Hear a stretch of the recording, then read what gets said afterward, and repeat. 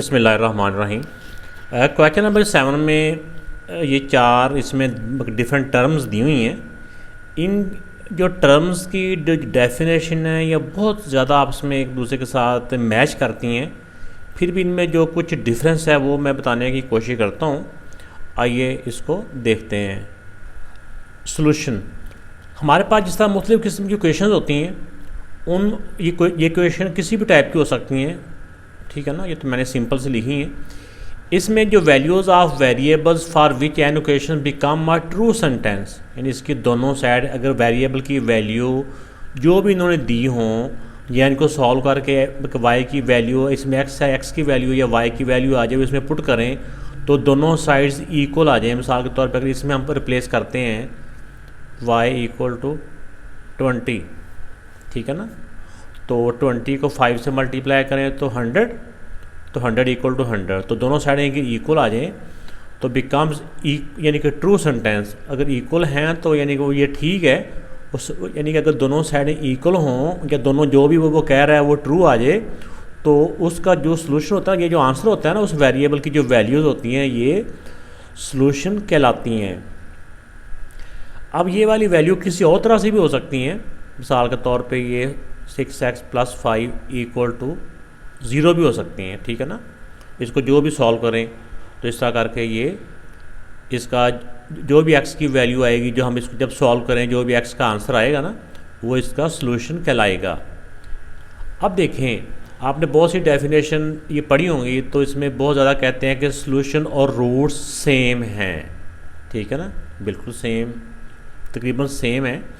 लेकिन अगर यही इक्वेशंस इक्वल टू की और नंबर्स आ जाएं, ठीक है ना, तो वो फिर रूट्स नहीं कहलाती। ये रूट्स में आमतौर पे ना जो फंक्शन होता है ना इक्वल टू 0 होता है, ठीक है ना। उसमें फंक्शन जो होता है ना इक्वल टू 0 होता है। उसमें जो इक्वेशंस इक्वल टू 0 होती है ना, कि जैसे ये इक्वल टू 0 है, इसका जो आंसर आएगा ना वो सॉल्यूशन भी कहलाएगा 0 वालों का, और वो रूट भी कहलाएगा। लेकिन अगर इक्वल टू 0 नहीं है, कोई और नंबर्स है, तो वो फिर वो रूट नहीं होगा, वो सॉल्यूशन में आएगा, वो सॉल्यूशन की कैटेगरी में आएगा। ठीक हो गया। Is a special type of solution that make a function equal to 0, ठीक है ना, इक्वल टू 0। तो बाकी इसमें जो भी x की या वेरिएबल की जो भी वैल्यू आएगी वो इसके रूट्स कहलाएंगी। वो वैल्यू एक भी हो सकती है या एक से ज़्यादा भी हो सकती हैं। तब इसमें नेक्स्ट जो थर्ड है, ज़ीरो ऑफ अ फंक्शन, ठीक है ना, zero of a function. In function the value of x for which function, यानी f(x) इक्वल टू 0 के मिसाल के तौर पर यही वाली का फंक्शन है, ये फंक्शन इक्वल टू 0 है। अब इसमें जो x की वैल्यूज़ होंगी ना, कि जैसे कि देखें इस फंक्शन को मैं पहले ना इक्वल टू 0 ना लिखता हूँ, इसी को मैंने सॉल्व किया। इसमें आप मगर जिस तरह की मर्जी क्वेश्चन ना मगर लिख लें, मैंने अपने हिसाब से ये लिखी हैं, ये a² माइनस ये b², a + b a - b, एक दफ़ा ये वाली मतलब ब्रैकेट इक्वल टू 0, ये वाली ब्रैकेट इक्वल टू 0। इसको सॉल्व किया तो एक x का आंसर आ गया -3 और एक x का आंसर आ गया +3। ये जो फंक्शन होता है ना, जो फंक्शन इक्वल टू 0, इसके जो आंसर होते हैं ना, ये इसके ज़ीरो ऑफ फंक्शन कहलाते हैं। यानी इसका इस वाले फंक्शन का जो ज़ीरो ऑफ फंक्शन क्या है, ये इस वेरिएबल की ऐसी वैल्यूज़, यानी अगर x की वैल्यू -3 या x की वैल्यू +3 इस फंक्शन में पुट करें, ठीक है ना, इसकी जगह पे -3 पुट करें या फिर इसकी जगह पे जो भी इसका आंसर आया यहाँ पे +3 है, ये रिप्लेस करेंगे तो इसका आंसर क्या आएगा। इसका आंसर एक में सॉल्व करके बता ही देता हूँ आपको। तो ये -3 का स्क्वायर 9, +9 और -9 इक्वल टू किसको जाता है 0। तो ये जो ऐसी वेरिएबल की वैल्यूज़ जिसको फंक्शन के अंदर रिप्लेस करें तो उसका आंसर 0 आ जाए, तो वो जो वैल्यूज़ होती है ना वो ज़ीरो ऑफ फंक्शन कहलाते हैं। कि जैसे इसके ज़ीरो ऑफ फंक्शन है -3 और +3। एक्स इंटरसेप्ट ग्राफ पेपर के ऊपर, पहले इसको पकड़े, इसकी डेफिनेशन पढ़ लेता हूँ।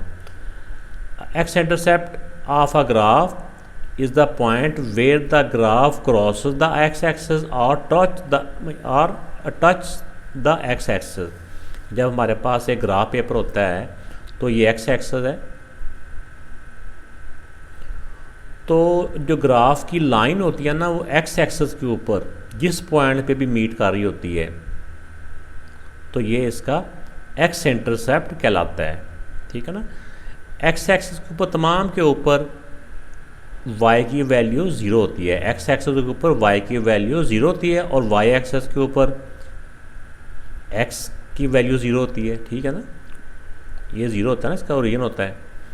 तो आप इसमें इसकी डेफिनेशन को दोबारा से आप पढ़ लें तो इसमें जो ग्राफ इसके साथ ऐसे करके टच भी कर सकता है, ऐसे टच करे, ठीक है ना, तो भी वो इसी डेफिनेशन में आता है एक्स इंटरसेप्ट में कि अगर एक्स एक्सेस के ऊपर से गुजर है तो फिर उसका एक्स इंटरसेप्ट होता है।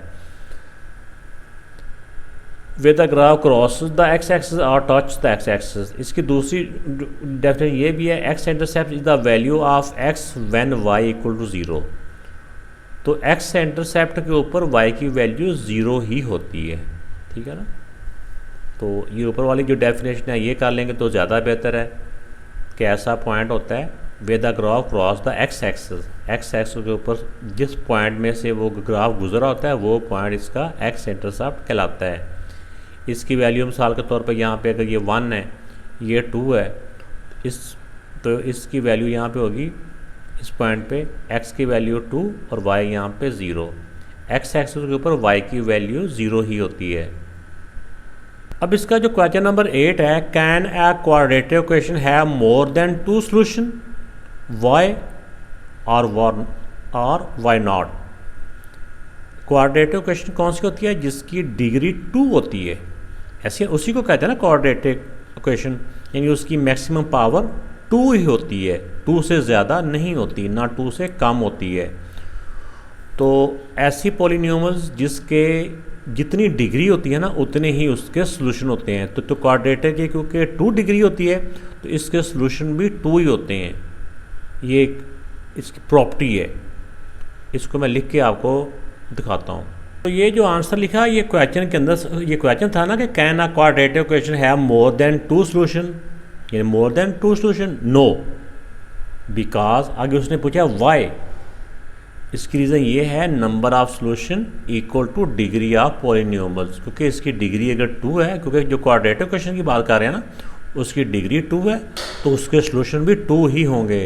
अब क्वेश्चन नंबर जो 9 है ये भी एक ट्रिकी भी है और इजी भी है। Plans for rectangular ice skating ring, जहाँ पे स्केटिंग की जाती है आइस के ऊपर, उसका जो साइज़ है वो 30 मीटर बाय 60 मीटर है। हैव टू बी रिवाइज्ड, उसको चेंज कर दिया गया है। To be doubled the area of the playground, उसका जितना भी इसका एरिया था ना इसके इस एरिया से उसका एरिया अब उसको जब ना दोबारा उसको सेट किया गया तो उसका एरिया पहले एरिया से डबल कर दिया गया है by adding strip of the same width to the side and end of the area to be form are rectangle. Find the width of the strip. What are the dimensions of the playground now. आइए पहले मैं इसको ना आपको map इसकी diagram बना के समझाता हूँ, फिर आगे इसको हम सॉल्व कर लेते हैं। इस तरह करके वो रेक्टेंगुलर जो ग्राउंड है वो एक तरफ को 60 मीटर है और एक तरफ को 30 मीटर है। इसके एक साइड पे और एक साइड के एंड पे इक्वल जो है ना स्ट्रिप बनाई गई है, ठीक है। वो आप ऐसे समझ लें कि जैसे जितनी ये चौड़ाई है ना इतना ही चौड़ा इस तरफ से भी है, ऐसे करके, ठीक हो गया। अब इसमें ये कह रहे हैं कि वो जितना एरिया पहले था ना, अब ये वाली स्ट्रिप बनाने से अब जो एक इसको अगर हम बड़ी ट्रायंगल मानते हैं तो इसके एरिया से इसका एरिया जिस स्ट्रिप को साथ अगर अटैच करें तो एरिया डबल हो जाता है। तब कह रहे हैं एक तो स्ट्रिप की जो विड्थ है वो बतानी है कि क्या है, और दूसरा ये भी बताना है कि अब जब स्ट्रिप को साथ अटैच किया तो ये वाली लेंथ और ये वाली विड्थ इसका साइज़ क्या हो गया। अब ये हमें पता है कि ये यहाँ से लेके यहाँ तक ये 60 है। ये जो एक्स्ट्रा साथ ऐड किया ये हमारा इसका साइज़ x है, ये भी x है, ये भी x है, ये सारा x ही है। अगर यहाँ से लेके यहाँ तक ये 30 है, ठीक है ना, यहाँ से लेकर यहाँ तक 30 है ना, यहाँ तक आगे ये x है। अब हमारे पास दो रेक्टेंगल बन चुकी हैं, दोनों रेक्टेंगल्स के साथ अब हम इसका जो भी इसका आगे प्रोसीजर है वो करेंगे। तो जो इसका ओरिजिनल ग्राउंड है, आप चाहे इसके साथ जो भी वर्डिंग और भी लिख सकते हैं, आइस स्केटिंग रिंग भी लिख सकते हैं, जो भी ऐसे लिखें। उसका जो एरिया, उसकी जो लेंथ थी 60 और विड्थ है उसकी 30। आप चाहे फार्मूला लिखना चाहें फार्मूला लिख लें, 60 मल्टीप्लाई बाय 30 हो जाएगा 1800। इसका यूनिट था मीटर, तो ये हो जाएगा मीटर स्क्वायर मीटर। अब इसमें देखें, वो कह रहे हैं कि एरिया आफ्टर एडिंग स्टेप्स जब ऐड किए हैं तो उसका एरिया क्या हो गया। उन्होंने बताया हुआ है कि जैसे कि आपने इसका देखा, इसकी फर्स्ट लाइन के एंड पे आ जाता है to be revise to double the area पहले से डबल हो गया। यानी कि डबल का मतलब क्या हो जाता है, इसको 2 से मल्टीप्लाई करवा दें आप, 18 टू द 3600 स्क्वायर मीटर। अब ये वाला एरिया वो है जब इसकी ये वाली साइड साथ एक्स्ट्रा ऐड कर दी तो पहला एरिया और ये एरिया मिलके पहले एरिया से डबल हो गया। अब ये जो साइडों पे हमने स्ट्रिप अटैच की है, इसमें हम कह लें कि लेट जो उसकी विड्थ है उसको x का नाम देते हैं कि उसकी जो चौड़ाई है ना सारी की, वो x मीटर्स में है, ठीक है ना। तो जब ये अटैच होगी तो अब इसकी जो न्यू लेंथ पहले यहाँ से लेकर यहाँ तक 60 थी, अब x साथ और होगी तो टोटल अब लेंथ क्या होगी है 60 प्लस x। साथ ब्रैकेट लगा के मीटर लगाना चाहे, मगर लिखना चाहें तो साथ मीटर लिख लें। इसी तरह जो इसकी विड्थ है, विड्थ में भी x और ऐड हो गया है 30 प्लस x मीटर्स। अब ये न्यू जो शेप बन गई है, इसका एरिया का फार्मूला ये होता है ना, यहाँ पे आप चाहे लिख भी लें एरिया ऑफ न्यू ग्राउंड, ठीक है ना। अब इसमें area of ground with strips, तो एरिया का फार्मूला होता है लेंथ मल्टीप्लाई बाय विड्थ। तो असल में ग्राउंड का एरिया हमारे पास है कितना, उन्होंने कह दिया था कि पहले से डबल है, तो पहले से डबल 3600, तो एरिया ऑफ ग्राउंड तो 3600 है। ये उन्होंने हमें एरिया में दे दिया था, लेकिन जो न्यू लेंथ और विड्थ थी ये नहीं हमें बताई थी, ये हमने मालूम करनी है। अब लेंथ की जगह पे लेंथ की वैल्यू लिख लें 60 प्लस x, और विड्थ की जगह पे विड्थ की वैल्यू लिख लें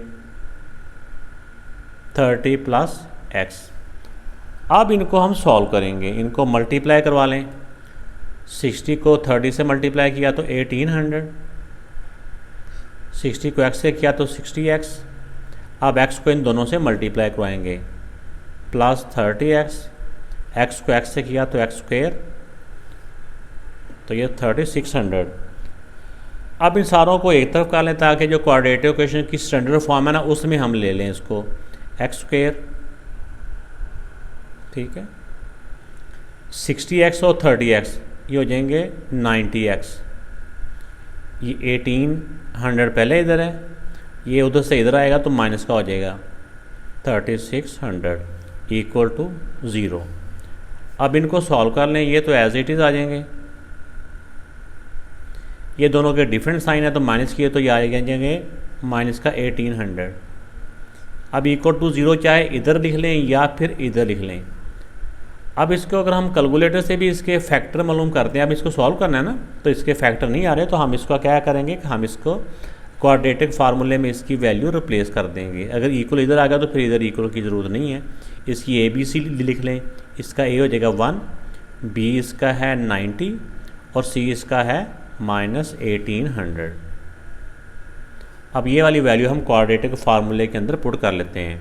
अब देखें कि ये फार्मूला लिखा गया, अब इसके अंदर वैल्यू रिप्लेस कर देते हैं। -b की वैल्यू है 90, प्लस माइनस b की वैल्यू 90 है, ऊपर स्क्वायर आ गया, -4, a की वैल्यू 1 है और c की वैल्यू -1800,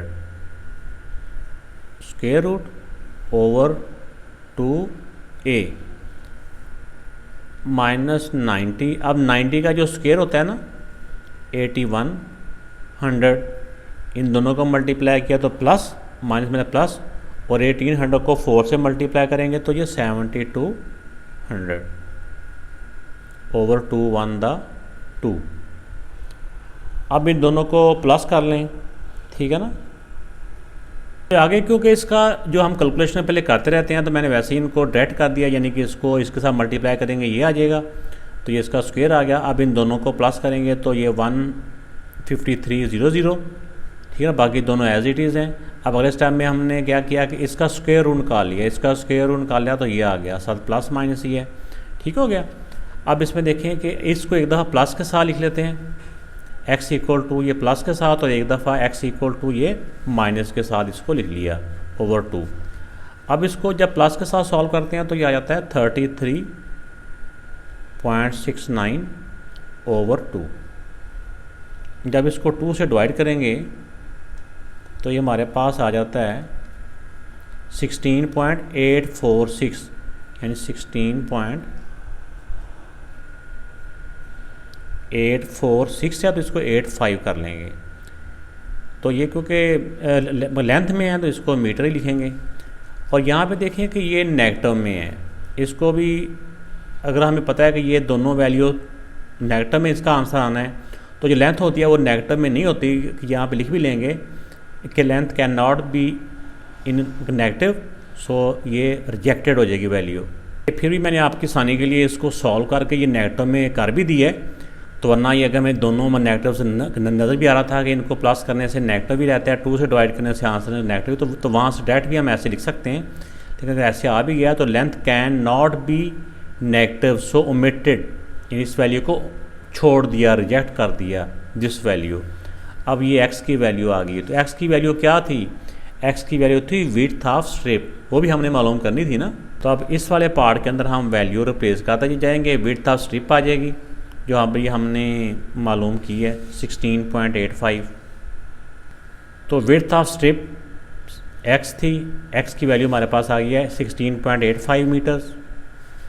तो न्यू लेंथ के लिए हमने स्टार्ट में सपोज किया था कि 60 प्लस x, ये 60 था, साथ ये x प्लस कर देंगे तो न्यू लेंथ बन जाएगी। इस तरह विड्थ के अंदर 30 के अंदर भी x की वैल्यू प्लस कर देंगे तो न्यू विड्थ आ जाएगी।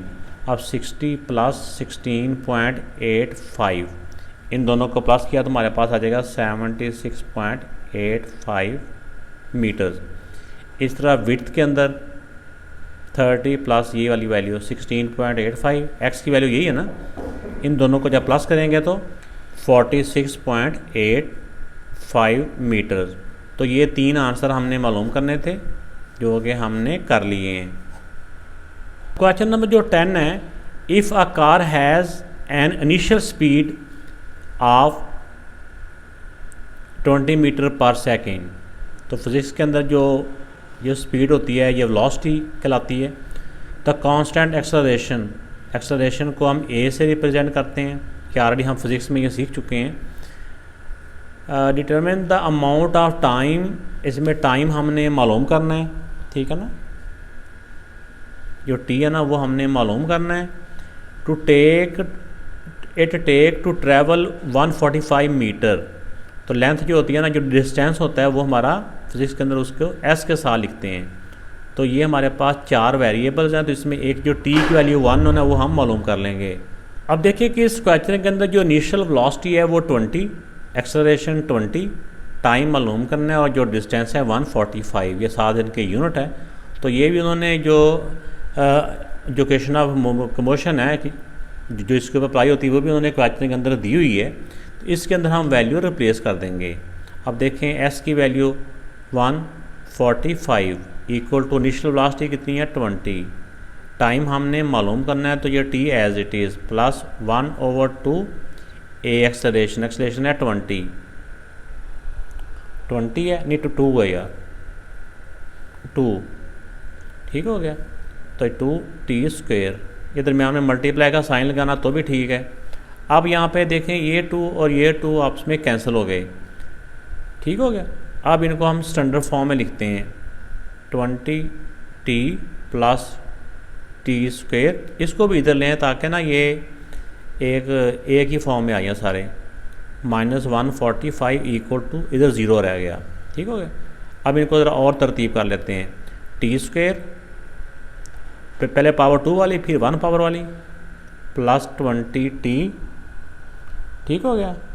और फिर इसमें आ जाएगा -145। ये सारी वैल्यू किसके इक्वल है? Equal to zero. तो इसको इक्वल टू ज़ीरो लिख लिया।